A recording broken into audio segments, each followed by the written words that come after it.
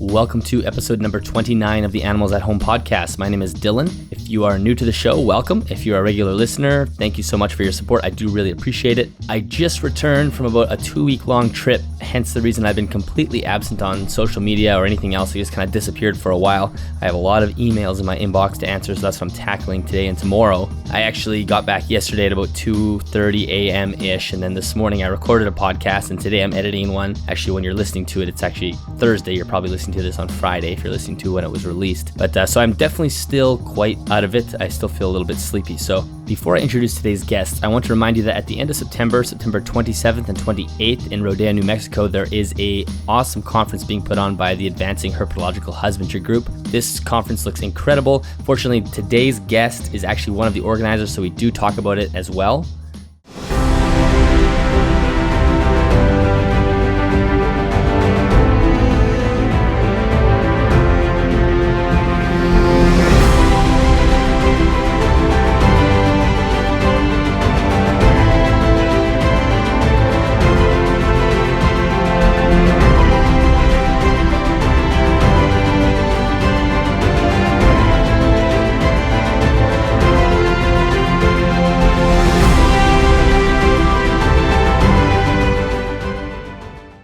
But if you are able to make it to that conference, it looks amazing. The tickets are available online right now. I have everything in the show notes. Joining me on the podcast today is Sam Perrett. Sam is, as I had already mentioned, one of the organizers of the Advancing Herpetological Husbandry Conference, and he's also one of the admins on that Facebook page. He is also the man behind the Facebook page HERP HQ, as well as a person that put together and curated the HERP BYTES magazine, which is a free magazine available on the app Magster. It's an incredible magazine. Currently, there's 2 issues that have been released. I highly recommend checking them out. Everything will be in the show notes, so you can find how to find it on there. Sam really came off as almost the archetype of the perfect hobbyist. He really is involved in the reptile hobby as purely a hobby. His day job has nothing to do with reptiles at all. And he has taken his hobby from just an intro sort of beginner level to a very high advanced level. And he came in possession of these desert iguanas, which for me, it was a species that I don't know a ton about. We don't have a ton of them in Canada. I don't see a lot of them in Canada. And that species, for whatever reason, piqued his interest, and it caused him to really hone in and develop his hobby in a fairly advanced way. And specifically, we discuss heating and lighting in this episode. This conversation will literally make you run to the store and go pick up light bulbs. You will have unless you have an amazing lighting setup right now, most likely your lighting system is lacking in some way. And after listening to Sam speak about lighting, you'll be highly motivated to run out and set your lights up in a brand new way. Especially, that's how I feel. I feel like I want to create a new sunrise and sunset feature. And as John Courtney Smith said in the interview that I had with him, it's all about trying to replicate that flaming ball of gas that's in the sky. And Sam is really taking that to the next level. In the interview, he actually discusses something that he has planned in the future for this really elaborate, amazing, intricate system that will have lights come on at different times with the light spectrums. You'll listen to it in the interview. It's really, really fascinating. I will let him take it away from here. Here's my interview with Sam. All right. Well, Sam, welcome to the show. Thank you so much for being here. Thank you for having me. It's a pleasure. Well, when I look at what you're up to online, I see you posting stuff on Facebook and whatnot. You really do come off as what I think, from an outsider's perspective, as like the perfect hobbyist. And you probably don't necessarily feel that way, but when I'm looking at what you're doing, I see someone who's passionate, who's perpetually trying to progress what they're doing in the hobby and work with new things, and that's what the hobby is all about. So that's fantastic. But your professional day job is not reptile related, is it? Not at all. No, couldn't be further from it. Yeah, so that's why I really pinpoint that reptile, that perfect hobbyist, because this is really a hobby for you. So for your day job, what are you doing? I'm actually an IT consultant. So yeah, absolutely nothing to do with animals in any way, shape or form. Never done a qualification in animal care or anything like that. It's purely a hobby, although I think obsession is probably the better word to use now. Yeah, that's true. Hobby is probably just too light of a word to use. Yes. So how did you start in the hobby? Where did this begin? You know what? It's all kind of blurred. And I honestly, when you sent me the questions to, it's like what we're going to talk about, I was trying to think back, and honestly, I cannot remember the first point where I think, right, I'm going to start keeping reptiles. I mean, my uncle always kept a lot of reptiles when I was younger, so I guess it kind of stems from that. I've always grown up in the English countryside, so I've always been out and about, sort of playing with tadpoles and frogs and newts and whatnot. I guess it's all kind of just stemmed from there, and then just kind of boomed really from that. It's kind of the only sort of memories I can really pinpoint as to where it might have started. What sort of animals did you start keeping when you first started into the hobby? It was actually these guys up here behind me, the Amazon tree frogs. Were actually the first reptile / amphibian that I actually kept. Shortly followed by a bearded dragon, the obligatory bearded dragon. I had a couple of leopard geckos as well. So it started with the sort of usual hobby, sort of pet, as you put it, type animals, and that's kind of where it all started. So why did you, obviously you have this love for advancing the care and really nailing down what these wild conditions are like to replicate in captivity. Was that always there from the beginning, or is that something that developed over time? No, absolutely not. I mean, I'll be the first to hold my hands up. I kept bearded dragons on tiles and lino. My leopard geckos had no UV. I mean, everyone starts somewhere. I'm not ashamed to hold my hands up and say I was there once, because everyone develops, everybody learns, or if they want to keep their animals properly, then they should at least want to listen or at least want to learn. So no, absolutely. It was never like that. It's probably only the last 3 years, really, maybe 4 at a push, that I really started to think, hang on, there's a lot more. There's a lot more to this. There's a lot more we can do. There's a lot that hasn't been thought about, or maybe sort of very much in its infancy. So yeah, it certainly wasn't always there. So do you know what sparked that process, or how did that happen? I think probably the biggest driver for me was in the good old days of Facebook, before the obliteration of all the animal groups. But it was just seeing some of the enclosures that are out there and thinking, wow, that's like nothing compared to what I was doing at the time. And it was listening to, or sort of seeing posts and people from the likes of Francis Cosgrave and sort of the heat and the UV stuff that Roman Murin does and Francis Baines. And it just got me, it triggered something in my brain, and I just sort of, that was it. I was hooked. Yeah. And it's never ended. Yeah. I mean, a lot of people in that same boat have had similar experiences, and I was the same way. And you start to learn there's just so much more to the hobby than just keeping the animal. And if you're someone that's almost like a scientist at heart in a way, it's just fun. Like, it's fun to learn new lighting techniques and new care techniques, and that's where the hobby is at its best, when you're in those states. Yeah, no, absolutely. I mean, for me, I almost enjoy as much the setup and the looking into proper heat as I do as keeping the animals themselves. So it's as much as part of the hobby for me as the actual lizards or snakes or frogs or whatever it might be. Yeah. I mean, I totally agree with that, and I think what you said is super important. That you don't start in the hobby as an advanced herpetoculturalist. You don't. That's not where you begin, and that's what I always want to make clear to people. It's okay if someone goes and gets their leopard gecko or bearded dragon and keeps it on tile. And the thing is that these animals are fairly rugged, and we can have a bit of a learning curve with them. But the important piece is that the hobby's promoting progressing and learning from, so you can start with your tile setup, but then hopefully in 2 or 3 years you have something a little bit more. Yeah, absolutely. No, I mean, there's no such thing as a stupid question. There really isn't. The only stupidity to it is not listening to the advice and the expertise and the guidance you're given. So, I mean, a lot of people, especially how volatile social media and everything can be these days, people are almost scared to ask the questions, and it shouldn't be like that at all. Which is what I think sometimes is better about the face-to-face meets with the societies and the various conferences and stuff that go on. They're great because you can interface with people face-to-face, and people aren't necessarily as scared to ask the questions then. But yeah, social media is such a violent, volatile world that you can be shot down in a flash just for asking something because you want to improve. And it shouldn't be that way at all. And it does drive me balmy. That seems like a change that's happened only in the last maybe 3 or 4 years. Like, I remember forums used to be really nurturing and like, oh, great job on that setup. Like, here are some things that you could change. But yeah, for some reason, all of a sudden, people on Facebook I'm still trying to figure out what that is. If it's an ego thing or people like to bash people. But yeah, it's totally, completely unproductive. 90% of the communication on Facebook. There are a few sort of golden groups here and there, but most of it is just like trash. Couldn't agree more.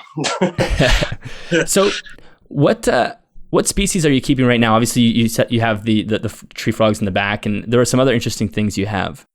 Yeah, so this one right at the top is the one you've probably seen most on the HERP HQ page. That's my desert 2.1 desert, 1.2 even, desert iguana group up there. Although I've got another pair now who are in quarantine in the other room.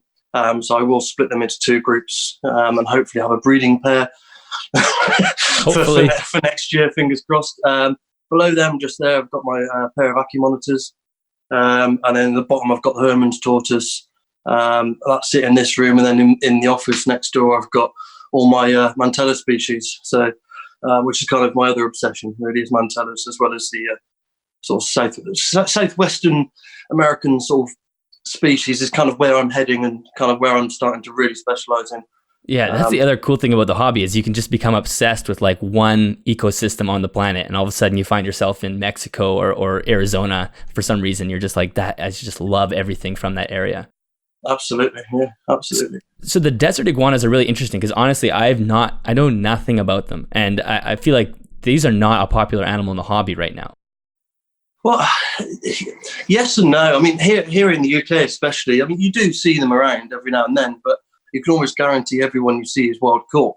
I mean, they used to be around. I mean, I've spoken to quite a few shops and some of the, should we say, the older boys in the hobby around the UK, and they used to be on every stock list sort of 6, 7, 8 years ago. You could get them like that for 20, 30 quid. And I did a talk at a conference about last month, actually, on the desert iguanas, and I titled it, what was it? The Underdog is what I titled it. Oh, no, the Misunderstood Underdog is what I told, and they are massively misunderstood. I mean, they're an incredibly easy species to keep if kept properly, and that's the real key to it. Is they're not. I wouldn't say they're popular. They're certainly not popular, and I think the fact that I believe they've now been banned for collection in the pet trade by both California and New Mexico. So yeah, it's trickier to get hold of them, but there just isn't the demand for them either. So I'm hoping to change that, at least over here anyway. But yeah, there's a couple of people that I'm working with that have got rather large groups. Elaine Nolan, a good friend of mine over in Ireland, who does a lot of work with Euros as well. She's successfully managed to breed a single one this year. So fingers crossed we're both on the right path. And yeah. Well, like how big are they as a full-grown adult?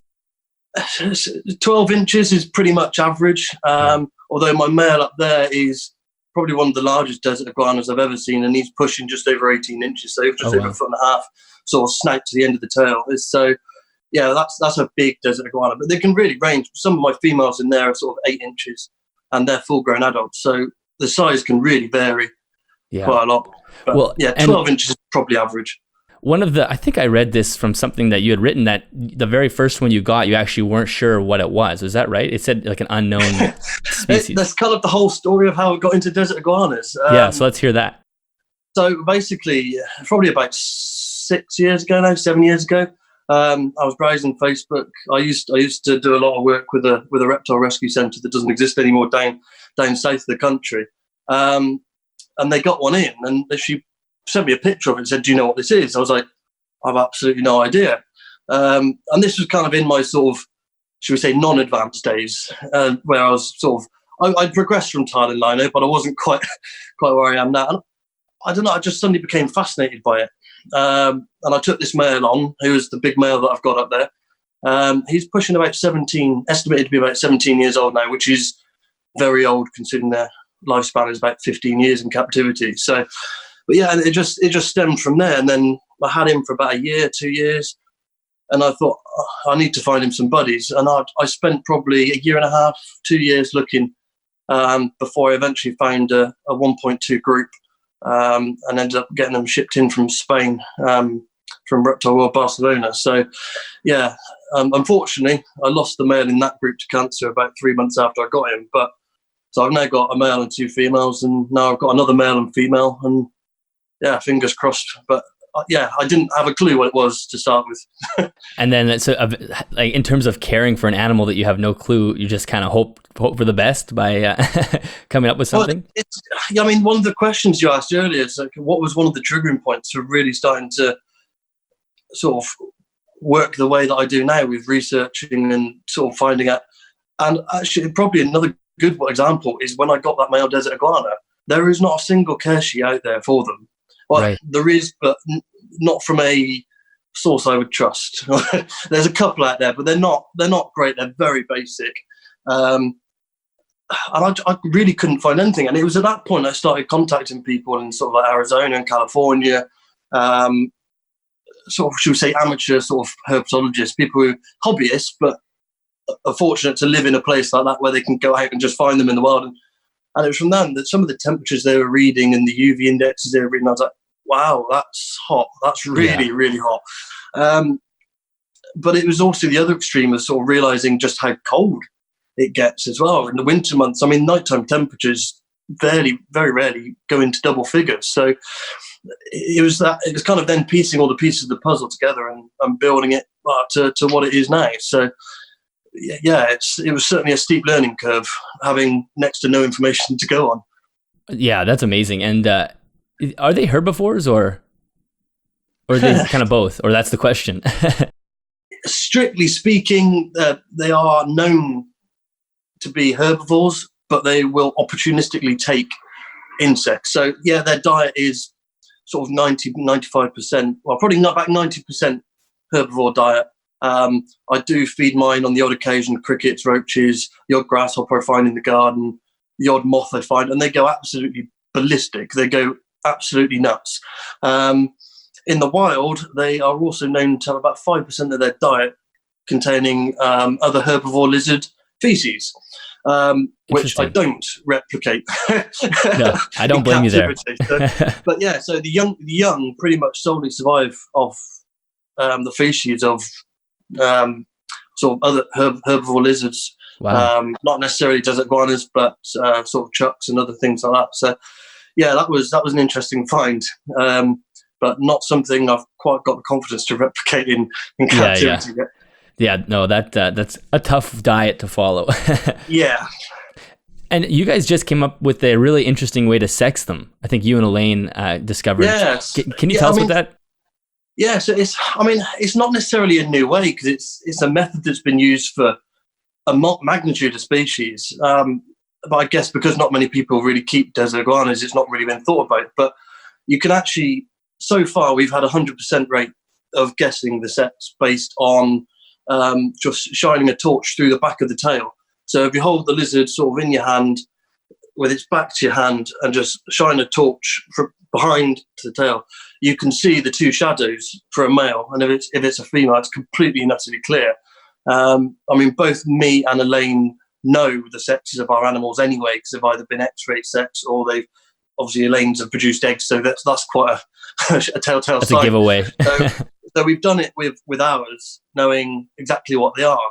And the shadows only appear in the males. The females are completely clear. And there's a couple of other people who keep them, and we've asked them to sort of replicate again.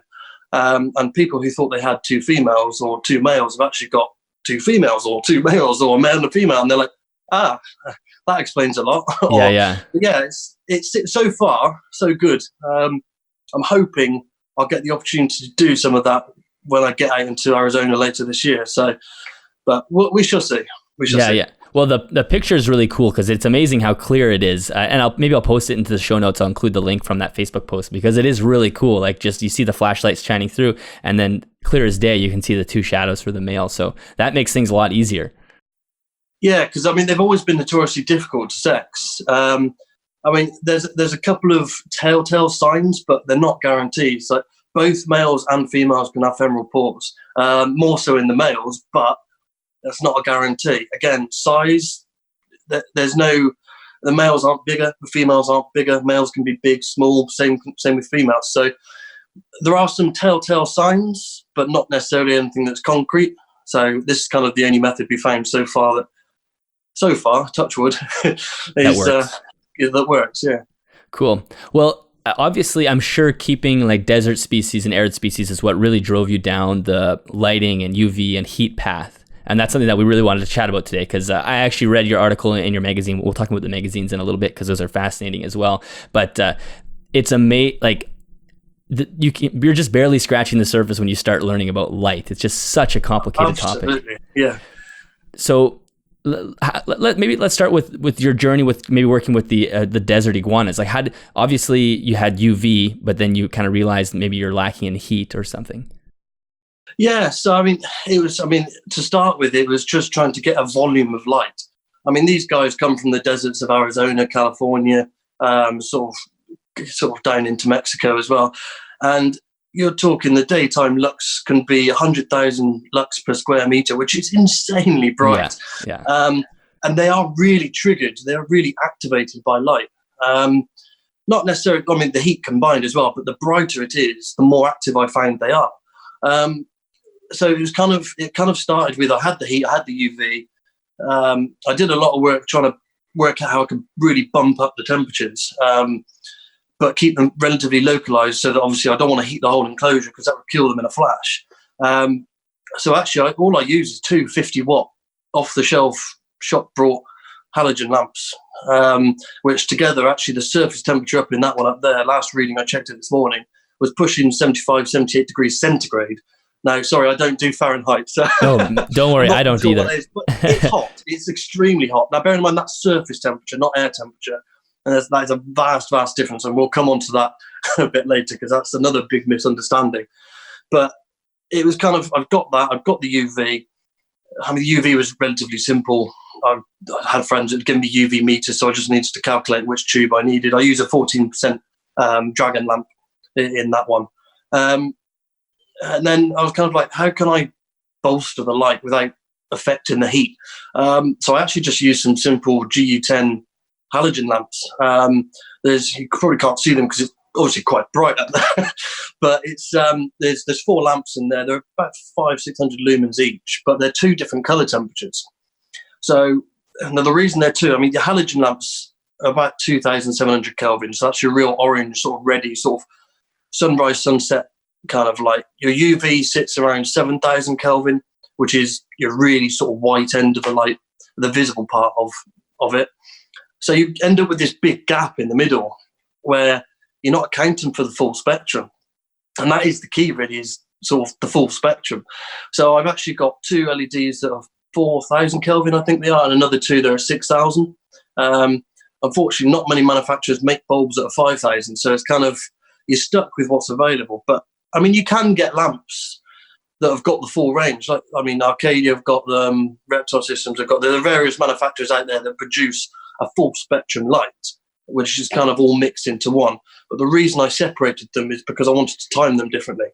So I could sort of create different colors of light throughout the day. I've not quite got that far with it yet, but that's kind of work in progress. So yeah, it's that way you cover the whole shebang. Yeah. So for anyone that's not super familiar with just the lighting spectrum in general, obviously we have the visual light, which we can see from maybe like 400 to 700 nanometers, which is like your full rainbow. And then you have the ultraviolet on one side and the infrared on the other side. And like you said, if you have your UV lamp and your heat lamp, so you're kind of hitting that UV wavelength as well as the infrared wavelength, we're missing the gap in the middle.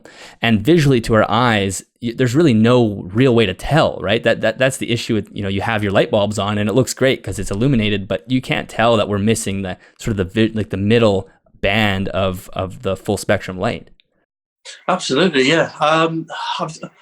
There is equipment out there you can measure the spectrum, but the cost of it is, I mean, people think sonometers are expensive. I mean, you times that by 10 or even 100 to get a sort of equipment that can tell you what the spectrum is. So for your average hobbyist, it's I mean, even myself, it's out of reach. So you have to kind of rely on the product details and the specification of the products to know what you're putting in. Sort of obviously trying to buy decent quality products as well, so that you know that the specs aren't going to vary too much. But yeah, there's not a lot we can do to actually measure it, much like you can with UV, and obviously we can measure temperatures and stuff. But you can generally, with the species I've done it with, you can immediately see the difference in the behaviour of the species the second you start introducing that extra light. I mean, even now that varium up there is nowhere near as bright as you would in the wild, but to produce the amount of light they would have in the wild, in that would be Well, yeah, I wouldn't be able to sit here without sunglasses. Yeah, you burn your house down. Yeah. So, Yeah. yeah, and you obviously generate a lot of heat as well, unnecessarily. So it's kind of finding that middle ground, really. Can you run through the analogy that Roman has give you about the hi-fi speakers or the sort of surround sound speaker setup that sort of works with light? Yeah. So credit to Roman for that one. I can't take it, but he did give me permission to use it. But basically, if you think of lighting, so you've got your UV, your visible light, and your infrared. Now I can never remember which way around he has it, but the principle's the same. If you imagine that as a speaker in a hi-fi system, so you have your subwoofer, you have your sort of high-range tweeter speakers, and then you have sort of your normal speakers that produce the volume of sound. Now, if you equate that to your lighting, so your UV is your tweeters, your main sort of speaker is your visible light, and your infrared is your subwoofer. What's the sound quality going to be like if you took any one of those away? It's going to be awful. So it's exactly the same principle. The quality of light is absolutely key. So if you take away one element of that, you haven't got the full quality. So, and I mean, Roman does a lot of talks on heat and light, and he's a very scientific man. He's an engineer by trade. So some of it can be quite overwhelming, and it certainly was when I first started reading it. But when you start putting it into an analogy like that, it makes it a lot easier to understand. I mean, everybody's got a speaker of some kind. Everybody's got some kind of hi-fi system. I urge them to just go and unplug your subwoofer from your surround sound on your TV, and you listen to the change in quality of sound is absolutely drastic. So you take one piece of the puzzle away, and it breaks. Yeah, and the thing is if you just started with your, let's say, your main speakers, and you didn't experience the tweeters or the subwoofer, you're not realizing what you're missing until you add it, and then you add the infrared, and you add and then it's like, whoa, there's this full sound, and there's way more, and then so that's where adding this extra light, that, like you're saying, immediately you see this response from the animals. Absolutely, yeah. And there's tricky things in the hobby because there's all sorts of different products, and for example, like a red light bulb might just be a regular light bulb with red glass. This is not infrared wavelengths. It's just red light. And so there's all sorts of tricky things, like sort of landmines that people can step on where they think they're creating an infrared. Like infrared is amazing because it has these long wavelengths that just can penetrate deep into tissue and through skin. Just a red light bulb is not going to accomplish the same thing. Can you, I think there was that really neat thing that you and Roman did with sort of simulating that little greenhouse inside a vivarium with in the article. Hit that one, actually. Was it that one up there? Yes, that one, yeah. Yeah. So can you just run through that? Just it really lays out how important UV lengths are. Yeah, I mean, so it was simulating the effects of infrared rather than the UV, but yeah. So it's called the greenhouse effect, and keratin has got very similar properties to like glass, where it allows the infrared through the glass, and then it obviously is absorbed by the rock underneath, and then that rock radiates infrared in a different wavelength, but that heat cannot penetrate back out of the glass. So the idea is you've got this container with a glass top underneath your heat lamp. The infrared energy from your lamp can penetrate the glass, heat the rock underneath, and you end up with a surface area of the rock that's a lot hotter than the surrounding because of the greenhouse effect, because the radiation from the rock cannot escape. So when you're measuring the temperature, you measure the temperature of the rock first, you leave it on for 5 or so minutes, and when you take it off, the surface temperature underneath that will be almost, I think sometimes it's 10, 15 degrees higher than the surrounding rock. So what that's demonstrating is effectively the efficiency of keratin. And keratin is the main component of reptile skin, so snake skin, the scales on lizards, and the tortoise shells as well. So it shows their efficiency and ability to absorb that heat. Yeah. And then it doesn't escape. But to do that, you need the right wavelengths of infrared. So what that test was showing, that was the lamps that I'm using, which again are standard off-the-shelf halogen lamps. They're not reptile branded. They're about £2-3 each. What's that? $5 odd each. So they're not expensive lamps. So it just, unfortunately, they're now all banned in the EU and they're really hard to get hold of. But that's another question altogether. So, but it kind of just proves that they're outputting the right kind of wavelength, really.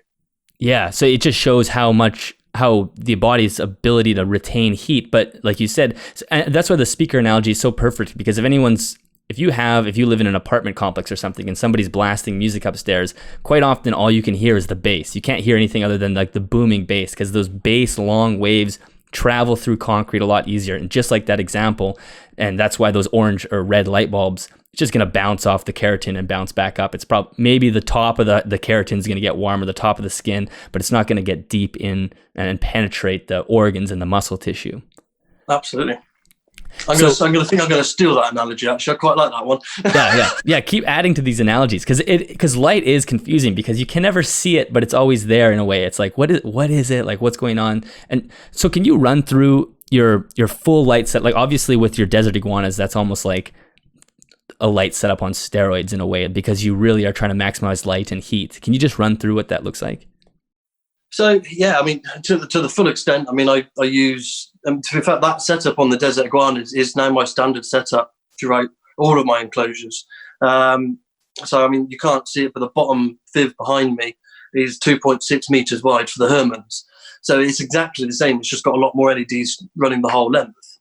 So it is literally just two halogens, which provide quite a bump in visible light in the lower end, as well as the infrared energy to really bolster the surface temperature. And then you've got your LEDs for your visible light.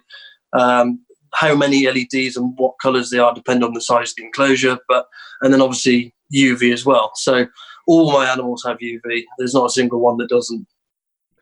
So you have sort of a 3-part system, like we've kind of covered already. You have the tube, like a UV tube of, I'm sure, and then you use the LEDs as your sort of patching between that sort of middle band of wavelength that we're not getting from either the UV or the infrared. And then you have the halogens, and that's acting as creating a basking spot. Yes, exactly that. Yeah. So can we, in terms of the basking spot, we were talking about measuring that surface temperature, which is different than air temperature, right? Do you mind running through that? Yeah. So, I mean, all these enclosures behind me, I don't actually run thermostats on any of them. I do get a lot of stick for that sometimes, because I'm a big preacher about controlling temperatures, but under the circumstances I have in this room, I'm able to do it. I'm really fortunate that I've got climate control in my house. So I can keep the ambient temperature in this room, regardless of the time of year or temperature outside, I can keep it constant. So what I actually have, I have a voltage regulator, which is basically, imagine like a dimmer switch on the wall for your lighting. Very similar type principle. So when I was setting these up, I'd use an infrared gun, temperature gun, to measure the temperatures, adjust the dial until I'd honed it in to exactly what I wanted it. So these ones here are actually fixed. Quite a few posts I did recently on the page for the blue spiny lizard build I did, which was quite a revolution really, but it was using an aluminium tube built in to the actual, because obviously I do all the fake rock work and stuff, so it was built into the surface of the basking area for that particular enclosure. Maybe you could put a link onto that post as well, actually. Yeah, I definitely will, yeah. It explains it a lot. And I managed to then use a thermostat. So I used a microclimate Evo, because it allows you to change the temperature throughout the day, and insert the probe from the outside of the viv into this tube. So now I'm able to control the temperature of the surface via a thermostat and change it throughout the day. So it's cooler in the morning, mid-afternoon, I can really ramp it up and then drop it back down for the evening, which is really where I want it to be. And I'm at some point, when the wife allows it, I'm going to do the same for these ones behind me here. But yeah, so that was kind of a revolution. And the probe's kind of reading probably about half a degree off what an infrared gun is reading from the surface. Yeah, and that idea was really amazing. Like, I love that idea. And so anyone that's listening, kind of it's basically like an aluminum tube that's inserted, almost embedded in the back, like the foam background. So it's probably just sitting like maybe just a centimeter or even less below the actual surface. Actually, it's probably 1 or 2 mil below the surface. But the absolute key to it is to dig the channel you're going to put it into much bigger, and then almost encase it in either cement or something, because it's the mass that absorbs the heat. Right. The reason aluminium's used is because it dissipates heat really well, so you get an even reading. But if you just put the aluminium tube just underneath with polystyrene around it, you'd get a really ineffective reading. So it's absolutely critical that it's encased in either mortar, or I think, what do you call it, thin set mortar, or cement, or even grout to some extent, something that has got some kind of heavy, sort of almost a rocky mass that will absorb that heat. And then obviously, yeah, so that makes sense. And then the actual probe is slipped inside the tube, so it's basically sitting in that area, and it's just constantly measuring the surface temperature. Yeah, that's really interesting. So with the light bulbs, when you're ramping them up to your full like afternoon highest temperature, how close are they to full voltage? Are they almost on all the way? So I try and use the right wattage of lamps, so that I'm using at about 70 to 75% maximum at any point. So obviously when it switches from, say, I mean, in the morning, the surface temperature on that one is set to 40 degrees. At midday, it's set to go to 48. So when it's going from 40 to 48, obviously the thermostat puts it to 100% until it gets to that point. And then it sort of sits around, I think it's about 60, 65% for those 4 hours. And then obviously it pretty much drops off to zero until it's cooled down and comes back on. So it's, yeah, the reason I do that, and I'm still trying to understand this myself, and Roman's told me a million times, and I'm still trying to get my head around it, but there's a ratio of 16:1 between visible light and infrared produced by a halogen lamp. So I'm not 100% sure what the units are, but for every for every 16 units of visible light you use when you dim it, you're only losing 1 unit of infrared. Oh, interesting. So although the lamp might look extremely dim, so in the morning it probably runs at about 30%. Okay, I've lost 70% of visible light, but I might have only lost 15, maybe 18% of the infrared output. So yes, okay, it looks like it's doing nothing, but actually, obviously, infrared is invisible to us. But if you start using something like a FLIR camera, or like like a thermal imaging camera or something on it, you start seeing, actually, okay, it's producing no light, but the infrared it's still producing is near enough what I need. So, yeah, I mean, I don't use the halogens as far as visible light. I don't care whether they're running 0% visible light or whether they're running at full power, because that's what I make up with for all the LEDs and the rest. So for me, the halogens are purely for producing the infrared, the real proper wavelengths for, as you said, penetrating the tissue deep. Yeah, that's the crazy thing about how little we can see. Like, we really can't see a lot of these wavelengths. And yesterday I was reading your article in your magazine while getting sunburned outside. And it was sort of just like a fitting moment. But it's amazing to think how bad we were for lighting even like 5 years ago. Like how much these animals must have been suffering, we're not even realizing it, you know? Yeah. I mean, let me ask you, so when you were sat outside reading the article sunbathing, when you were sat in the sun, did you feel that tingly under your skin? Oh, yeah. So that is those infrared wavelengths heating your tissue deep down.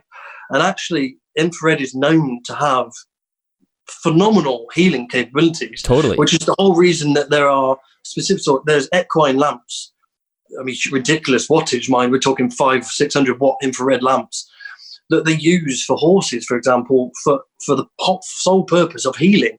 I mean, they're used in human medicine as well, more frequently than not. Absolutely, infrared lamps. So a lot of the lamps I use now are actually medical lamps. So yeah, I mean, it's infrared wavelengths properly are the key. Yeah, I mean, we're designed to be using the sun. So like you said, it's very difficult to replicate it, but we just have to kind of continue to push that limit. And the other thing I loved about your setup is the way the timing system works. Can you just run through how you time them, how they come on and come off? Like, you've already talked about how you sort of peak it throughout the day, but I think you actually have specific lamps that come on at specific times. Yeah, so I mean, that's something that now I've sort of honed how much light I need, how much heat I need in UV. It's something I'm really working on at the moment, and I've got something in the pipeline that, if I can pull it off, is going to be pretty incredible, and I will tell you about that in a minute. But so at the moment with these setups, I've basically got the UV, the halogens, and the 2 different color LEDs on 4 separate timers effectively. So there's no dimming on them yet. They are very much on off, but effectively I bring the halogen lamps on first because they're a real orange light. I'm sure I've got some photos on the page somewhere where I can show just the halogen lamps on. They come on early in the morning to simulate sunrise. Obviously, the heat doesn't build up that quickly, so it's still relatively cool, but you get that real orange light. Next on is the 4,000 Kelvin set of LEDs. They come on about half an hour later, and then half an hour later again, the UV comes on. And then I've just adjusted all the timers now and changed it so that the 6,000 Kelvin ones, the real white light, which you generally only get sort of mid-afternoon, sort of the brightest part of the day, they now only come on between 12 and 6. So 12 midday and 6 p.m. So that is, at the moment, it's static throughout the year, but I will be, as of coming into winter this year, I will adjust that. So each week I will drop an hour off until I get to maybe a 7 or 8 hour day for the winter period. So, yeah, but I mean, the biggest thing is, I mean, in the hobby now, we've got a relatively good understanding of what UV is and what the benefits of it are. The majority of us have anyway. There will always be the ones that don't. And then obviously heat as well is starting to become a bit more understood. And to an extent, even the use of visible light. I mean, people using like jungle dawns in desert setups. I mean, they've been around in the frog hobby, for example, for yonks, that sort of real bright light, because obviously you don't have a lot of other light. But I think the biggest thing that's not really understood is that everyone puts them into one plug and goes, right, they come on at 8, they go off at 10. Yeah. It's like somebody flipping a switch outside and all of a sudden the sun pops up, the clouds clear away, the moon goes away, and it suddenly goes from pitch black to full brightness. And I mean, there's nothing wrong with that. As long as you're still providing the full spectrum and you've got your visible light and your UV and stuff, then yeah, I mean, there's nothing wrong with it. But one thing I've really been looking into recently is how can we stagger that? And so the first step of that is literally just having multiple timers for the different elements and bringing them on segregated. So it's still, in essence, flipping a switch, because obviously the halogens just come on, the UV just comes on. But the thing I'm working on at the moment, this is what I'm really excited about. I haven't actually told anybody about it yet either. So it's effectively a Raspberry Pi control system. It takes away, it basically controls everything from a single point. And it, you know, you can get like LED tape, like on a reel. Yep. Well, I found some really cool, powerful stuff. Also comes with a hefty price tag, but I'm going to try it anyway. And you can get like the aluminium profiles that in the building trade and stuff, they'd lay them into in the floor and stuff. And I found a triple width profile. So they do this tape in various different colors. So they do it so I've picked out a 2,700, a 4,500 and a 6,500. And I'm going to put one of each tape in this tube, but they're all independently attached to the Raspberry Pi. So I can control now, once I work out how to actually do it, I haven't quite got that far yet. I can set it, because your Raspberry Pi can be internet controlled, I can give it a latitude and longitude. It will automatically calculate the sunrise and the sunset times of that particular location. Oh my gosh.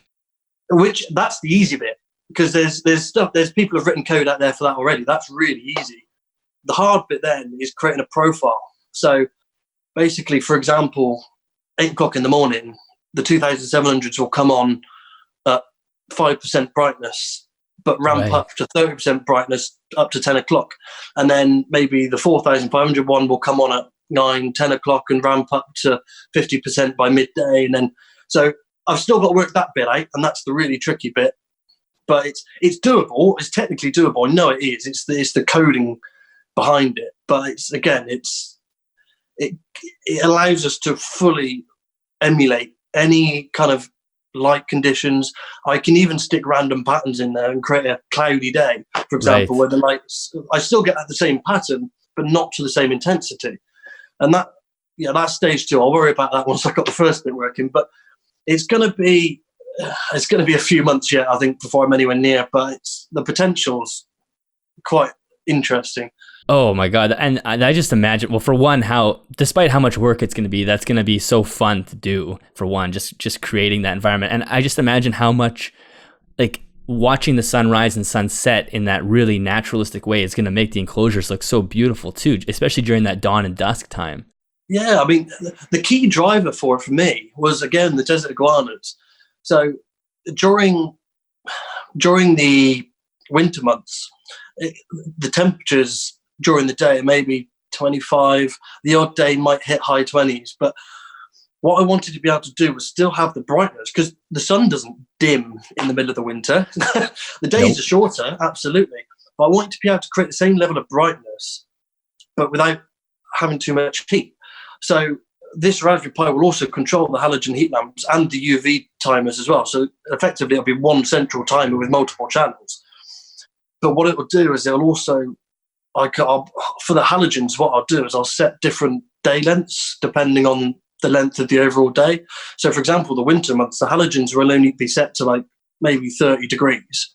Oh, sorry, probably 40 degrees surface temperature, which is probably about 28, 30 degrees centigrade air temperature, but only between sort of 12 and 4 in the afternoon.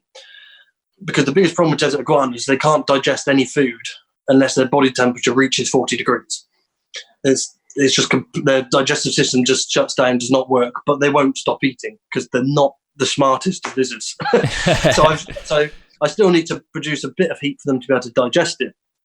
But that's kind of where the whole idea stemmed from, really. I'm obsessed with desert iguanas. Well, it's a perfect outlet for working on this type of project, just because of the amount of light that's needed there, and that's really cool. So for your frogs, like obviously I can see with your tortoise and the iguanas, the light is inside the enclosure. With the frogs, where you're dealing with much more humidity and whatnot, I'm sure you don't have bulbs sitting in the enclosures, or do you? No, they all sit on the top. So the visible light ones sit above the glass. The UV effectively sits above the mesh panel. That's kind of, so most of my frog tanks, it depends on the species, but they normally sort of have a sort of 40% of the sort of tank is mesh, and usually across the middle, and then glass front and back on the top. So the UV sits over the mesh, and then the visible light elements sit sort of above the glass, because obviously I don't need to worry about filtering out any particular wavelengths. It's there for the light. These guys, the Amazon milk frogs, do have a very small wattage halogen lamp up there as well, because their hotspot sits at about 32, 35 degrees, which is a lot hotter than most people keep them as well. But they're absolutely, I mean, that tank's a meter tall, so if they want to get away from it, they can. It's probably about 18, 20 degrees at the bottom. So they've got to vary. But yeah, but that again sits on top of the mesh. But yeah, so anything with humidity is outside the tank. Although, to be fair, the AccuMonitor enclosure does get fairly humid. I mean, that gets sprayed sort of probably 2-3 times a week. It's holding up so far. Yeah. The only problem is if you accidentally spray the lamp, because the lamp is glass and it gets so hot. Blow. It doesn't blow, but it just cracks. Right. That means I've got to change it. Thankfully, just when the EU announced the ban of halogen lamp production for sort of standard household, I basically brought about 150 of them. So I got plenty of them. Yeah, good. Yeah. So as long as you're careful with spraying, as long as you're not, I mean, the ambient humidity generally is not a problem. I mean, those lamps will probably last a little less time than where there's less humidity, but in terms of how safe it is, I mean, all the exposed wire is in trunking. It's not just pinned to the top of the roof. So yeah, generally speaking, it's okay.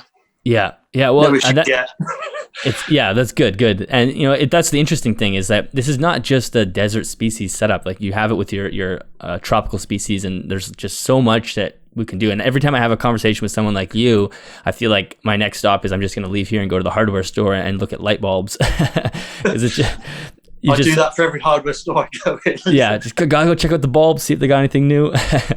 Well, that is really fascinating. I think that's just opening up into a new sort of side to the hobby. And I think people will be able to learn a ton from that. And of course, in your magazine, HERP BYTES, you have a nice little article there that get people started.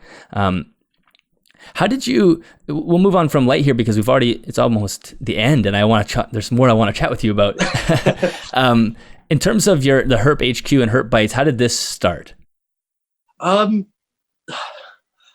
Again, I don't really know. You just woke up and it was there. Yeah, I mean, the Facebook page HERP HQ didn't start as HERP HQ. It started as kind of a page/blog called the Monster Viv Build, which was purely sort of a blog from very start to ordering or designing this unit behind me.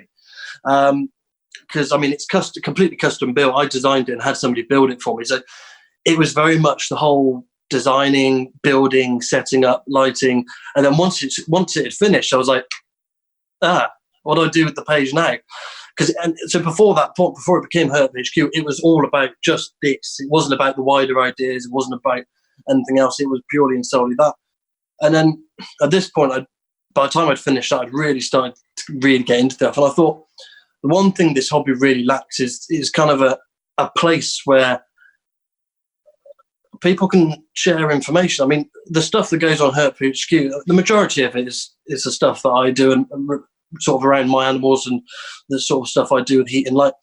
But there's a lot of stuff on there where I think there's a credible amount of work that's gone on by other people that I'm quite happily share on there. I mean, I share Roman stuff, Fran's stuff.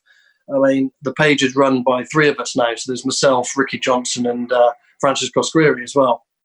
And some of the stuff Francis does is incredible. He does lots of trips out to China and stuff just because that's where most of his wife's family come from. So I don't know, it's just a place for me to just share what I know and what I learn with no prejudice at all. I've said from day one that page will never become sponsored. That page will never advocate a certain product. I don't do product reviews. I mean, if I buy something, I buy something for myself. If I think it's good, I'll shout about it, absolutely. But it's not one of these, oh, you're a company, send me your product so I can do a video on it. It's not what the page is about. It is literally just something to share information and share my experiences, really. Mm-hmm. I mean, I'm not an expert. I hate that word. It's literally a sharing of knowledge, a sharing of experiences, both mine and others. Yeah. Well, and that's what social media I wish had more of, because like we said earlier in this conversation, it becomes mostly a sort of thrashing for most people. And there are a few really great Facebook groups, HERP HQ being one of them, where it seems like people are sharing ideas and we're learning new things. And that's really why we should have social media. And then obviously you branched into the magazine world. How did you do that? Was a stupid idea. I was going to say, how much work is that? A lot, an awful lot. I mean, it was a great idea. Kind of towards the back end of last year, I got again a couple of the articles in there on my own, but the idea of that was to be much more of sharing stuff from others and some of the work others do. We launched in January with the first issue. Had no problems. It was received really well. In fact, actually, it went down really, really well in the zoo world because obviously I feature a zoo in each magazine, and it went down really well in the zoo world. So the majority of the readers are actually from that side, which I was completely unexpected. And then obviously we had the next issue in March, and then it kind of just disappeared for a bit. I've just been so busy doing other things. I completely underestimated just how much work it was gonna be. I mean, putting the magazine itself together is not. I'm a graphic designer as well, so putting the physical magazine together is not an issue. It was the chasing people for content, people not delivering what they promised, and which is a shame because I mean, I will kick it off again, but I've got a few other things to get out of the way first. Yeah. Well, the 2 issues that you put out are really, they're great. They visually look awesome. The articles are fantastic. And I think even if it was a magazine that just comes out randomly and periodically, people would love that. Like, it doesn't have to be like a continuous every 2 months type thing, because it is hard to get valuable content like that. Yeah. I mean, the whole idea of it, again, I ummed and ahed when I launched it as to whether to make it free or whether to just make it as like a subscription based. I mean, even if it was subscription based, it would have been cheap. But the whole reason I went with free, I mean, there's various magazines out there now. Majority of them, at least this side of the pond, are quite frankly crap. Quite frankly, there was one in the UK that basically just stopped completely. I mean, I think they've come back as an online only magazine now, but they're not great. The information was good at one point, but I feel it's kind of outdated. But it was free because I wanted it to reach as many people as possible, not for ego, not for anything else, but just to share that information and at least get people thinking about what possibilities there are. And the whole other point of including the zoos as well was to kind of bridge that gap. I mean, there's some of the zookeepers out there, and a lot of them I've spoken to have said there is so much expertise in the hobby that have got nothing to do with zoos at all, that they would love to call upon, but the bureaucracy within zoos doesn't allow them to do it. And vice versa. There's so much in the zoo world we can learn from as hobbyists that could change the way of the whole hobby. So the old idea of the magazine was kind of to bridge, and to an extent it succeeded in doing so. Well, and that's a big pillar of my show too, is sort of bridging that sort of zoo biologist and hobbyist gap, because there are a lot of animosity between those groups, and there can be lots of animosity between groups, and you're like the zookeepers tell you that there's a ton of knowledge in the hobby that sometimes we don't get out. Like, it just stays in the hobby. So, and people in the hobby are learning how to breed animals that, you know, biologists and zoologists or people that work at zoos haven't done yet. So it would be, because we all have the same passion, and that's what the magazine it did so well, is it sort of brought people together. And I'm guessing the zoos like to see how other zoos are creating enclosures and whatnot. That's probably partly why they enjoyed it so much. Yeah, no, and it was not only that. I mean, it was the specific care sheets. Well, I don't want to say care sheets, but the guides, the real in-depth guides, which I really wanted to. I didn't want one of these care sheets with headers like this temperature, that day. I wanted some explanation behind it and relating it to either real life experience or actually wild observations. And actually, that's what the zookeepers were interested in the most. I mean, the first issue had the Megophorus and Suter, the Bornean frog, which was written by a good friend of mine, Darryl Lott. And that was snapped up by the zoo world. And actually using that, they managed to breed them. Oh, wow. So that to me was like, that was the pinnacle of what that magazine was all about. So, I mean, Darryl knew them anyway, and they had spoken, but having it there and sort of in front of them and as a reference, yeah, it was invaluable to them. And so they thanked me. I was like, don't thank me. I just published what was written. But yeah, it was that platform that enabled it to happen, which was great. I was well chuffed. Yeah, well, it's a really awesome magazine. I've loved the 2 issues so far, and hopefully down the road you can get another one out. And I know that's a crazy amount of work, because you've also taken on another giant project with the conference. Yeah, so I mean, as part of the Advancing Herpetocultural Husbandry group on Facebook, 3 years ago. Were you part of creating that group, or did you just join in as an admin? No, I'm not one of the founding members. In fact, as far as joining the admin team and being part of it from that side of it is fairly recent, probably less than a year, to be honest. But okay. I've been fairly heavily involved with the group for maybe 2 or 3 years, and certainly I've been on the group since it sort of almost started. But so yeah, about 3 years ago, we did our first conference in the UK, which went down really well. We did, and we've had our third one in the UK this year. I was involved in this year's one. I'm involved in next year's one. I was kind of involved a bit in last year's one. So they're going really well. But I mean, the AHH group on Facebook is probably 13, almost 14,000 members, I think. And about 60%, I think, something like that, is actually US based. So people are seeing all these videos and photos from the conferences in the UK and like, well, why the hell aren't you coming to do one in the US? So unfortunately, the majority of the team behind AHH is UK based. So for us, it was a massive, massive challenge to think, this is a big undertaking to go that far away to do another conference. We kind of took the plunge this year and we're doing it. So yeah, September, is it 27th, 28th, down in Rodeo, New Mexico. We shall have our first international conference, and the lineup, well, it's quite a lineup. I mean, you've got the likes of Gary Ferguson, who anybody's got any interest in UV will certainly have heard of the Ferguson zones, and well, that's all his work. He's our keynote speaker. We've got the likes of Ari Flagel, Robert Mendyke, Russ Gurley, Roman and Fran themselves will be there. I'll be there.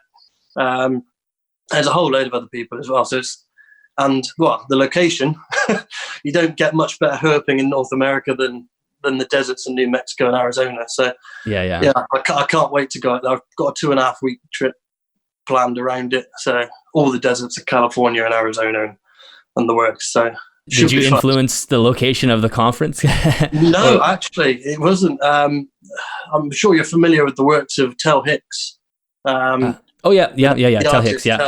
Yep. So Tel's manager is actually Bob Ashley, who runs the museum there in Rodeo. So that was kind of the main reason, is we already had a link with that museum, and Tel's very much a supporter of us and what we do. So he kind of started the groundwork, and obviously Roman's very good friends with Tel and Bob and Sherry as well. So the location was a no-brainer, really. I mean, to be fair, I got involved with the conference after that decision was made. So it was just luck, good luck. It wasn't Desert Iguana influenced. I wish it was, but, but it will be. And I mean, it does look like an amazing conference. I'm really hoping that I might be able to come. My schedule is always crazy at that time of year, so I'm just kind of waiting to see where things are going to fall. But it obviously, you got 2 days of different talks, and I think you guys are doing a barbecue as well with people. Absolutely, yeah. Barbecue, pulled pork banquet on the Friday night. Yeah, so that should be good. But yeah, no, I've got a really busy schedule as well. As you can probably tell with my job, I tend to travel a bit as well. So, but yeah, I'm in the doghouse because it's actually my wedding anniversary when I'm out there. So oh, nice. Okay. Is your wife staying in the UK? Yes, she's got the 2 kids to look after. So oh yeah, that's okay. You guys can do something when you get back. Yes, absolutely. Yeah. Well, it does. Obviously, I'll have everything in the show notes, and we'll share all that, and hopefully that you guys have a good turnout, because those are the type of things that are going to progress the hobby, and that's where the best information gets disseminated, because everybody that shows up goes home with that information, and then they tell their friends and their fellow hobbyists and whatnot. It's the best way to improve things. So, I mean, yeah, you cannot beat sitting in a room with people, because I mean, the only people that are really going to go to that conference are the people that want to learn. They're the people that are actually got a genuine interest in improving the husbandry of their animals. So having conversations with the people that are the same sort of way inclined as you is what it's all about, really. And obviously the talks as well, you can, are pretty impressive. Yeah, and it is really the best way to learn, and like we said before, you can ask questions without them yelling at you. I'm sure people aren't going to yell when they ask simple questions, and it would be great. So awesome. Well, Sam, I really appreciate you coming on. I think that like literally that I can't believe it's already 11 o'clock my time, because it just seemed like we just started talking. So we'll definitely have to have you back on for sure, because I think there's a lot more we can learn from you. It's lighting is one of those areas that not a lot of people think about. People are starting to think about it more, but people that are entering the hobby are just, getting your either no light or whatnot. So it's a great way to advance the hobby. Can you let everybody know where they can find everything, like the magazine and the conference information, as well as yourself? Yeah, sure. So, I mean, obviously the HERP HQ page, just search for HERP HQ on Facebook. HERP BYTES, there's a link to that on the page in the pinned post. You can also find it on the Magster app. Again, it's completely free, so there's no charge for it. For the conferences, for the US conference, if you go to www.ahhconferences.com, all the information about the speakers, the schedule, the talks, the tickets, and everything are all on there. So hopefully we'll see lots of you there. Awesome. All right. Well, Sam, thank you so much. It was a pleasure. Yeah, thank you very much. Thanks for having me. All right, that is the end of that episode. Thank you so much for listening. Sam, if you're listening to this, thank you so much for coming on and sharing all of that with us. We really appreciate it. That was a really exciting conversation. If you're listening to this conversation, you probably had the same reaction that I did, and that was run out to the store and go buy light bulbs. And that's actually what I'm going to do. I have, if you're following me on YouTube, you know that I'm working on a Day Gecko Viv build. I'm just doing a part series as I have time to work on it. And part of that series will be lighting, and it will be highly based off this conversation. So I'm excited to sort of come up with my own version of creating a sunrise and a sunset, making sure that I have a full spectrum light happening. I am really eager to do that, and I'm actually really eager to see how the animal responds to that as well. So definitely go check out Sam's work on HERP HQ Facebook page, as well as HERP BYTES magazine. Everything is in the show notes, very easy to find. And if you want to meet him, you should head to the Advancing Herpetological Husbandry Conference at the end of September in Rodeo, New Mexico. He will be there. You can ask him anything you want. I assume I'm kind of speaking for him at this point, but I assume he's happy to answer any questions you have. All the information to that and how to get tickets is in the show notes. I will talk to you guys on the next episode.